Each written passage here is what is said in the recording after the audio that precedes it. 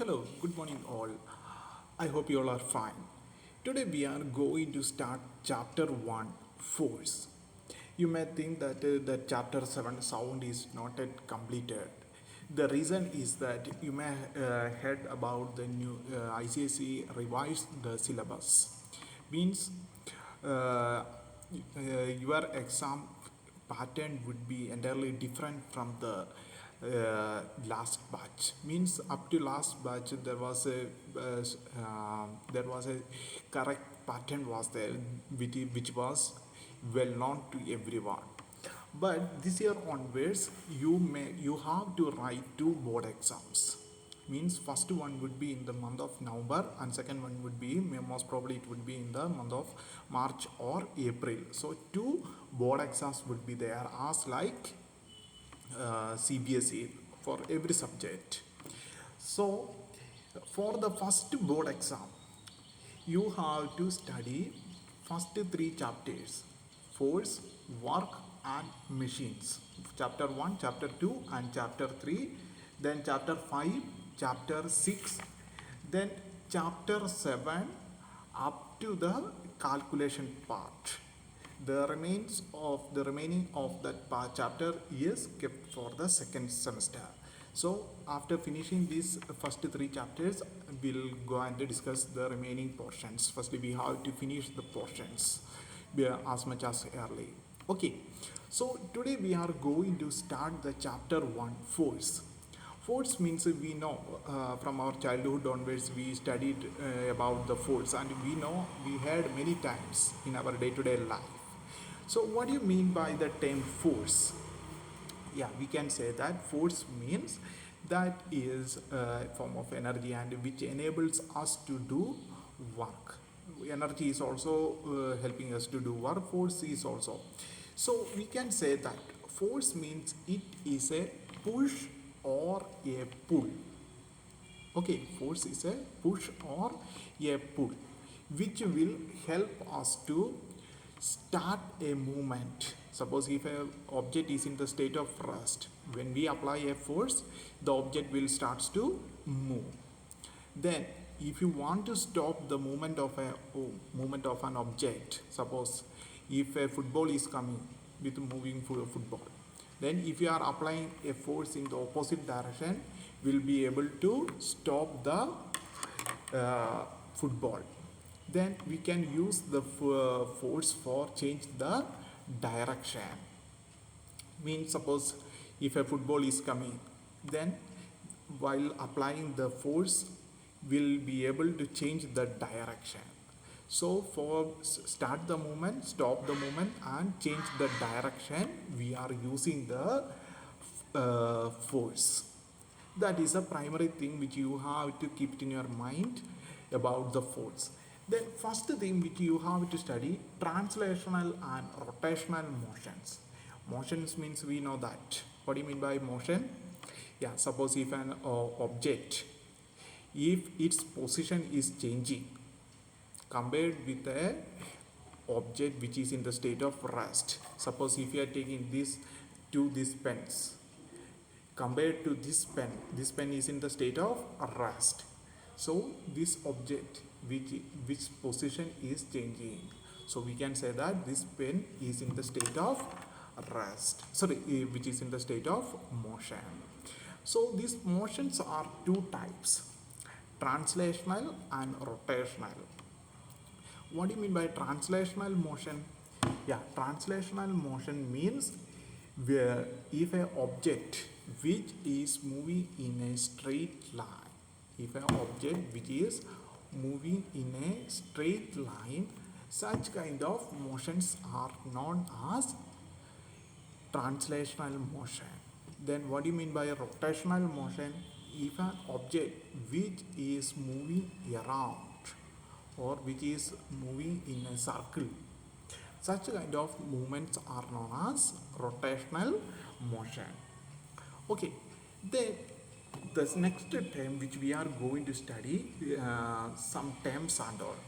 These terms are very important. First one is a rigid body. From the term rigid itself, we can understand that the body is strong. which means that suppose if you are applying a force, if the object's shape or size is not changing, we can say that that object is rigid body. Suppose if you are taking normal our chalk, if you are applying little force, the chalk will break. So that chalk is not an example of rigid body.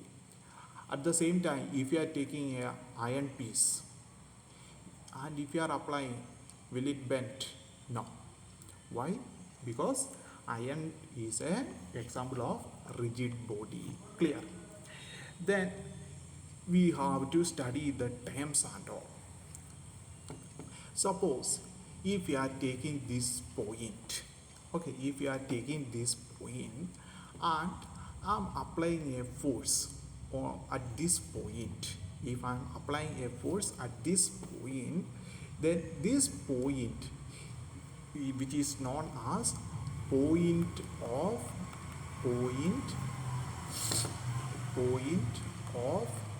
action, point of action of force, point of action of force.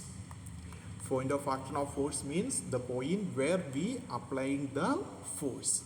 Then second one is line of action of force. Line of action of force means suppose if I am applying the force on this body in this direction, so this line, which is known as line of action. Line of action means the direction of the force. In case if I am applying a force on this, if I am applying a force in this direction, then this one would be the line of action. Clear? So line of action of force means which represent the direction of force. Suppose at this point, if the object or the a second body, second person, he is applying a force in this direction, then this one would be the point of action and this one would be the line of action. Clear? Then third one is principle of transmissibility of force. Principle of transmissibility of force. Principle of transmissibility of force means suppose if I am applying a force on this point, okay, if I am applying a force on this point at this direction, the force will transmit throughout the body. It will transfer to whole body. This principle, which is known as principle of transmissibility of force. Clear? Suppose if you are taking a balloon and you are trying to squeeze it, means you are applying a force on one particular point only, but the whole balloon will squeeze it. Why? Because the force is transferring to the whole body. Clear? So these 3 points are very important. First one is point of action. Point of action means, what do you mean by point of action? The point at which the force is applying. The point at which the force is applying, that is known as point of action. And line of action means that which is the line which is representing the direction of the force. Then third term which we studied, principle of transmissibility of force. Principle of transmissibility of force means if you apply a force in a body in a particular direction, the force will transfer to whole body. That is known as principle of transmissibility of force. I hope you understood about this concept. So you have to study only the up to point 1.3, page number 2.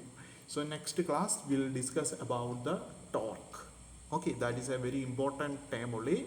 So next class we are going to discuss about those things. So today just study about these terms. Clear? Thank you.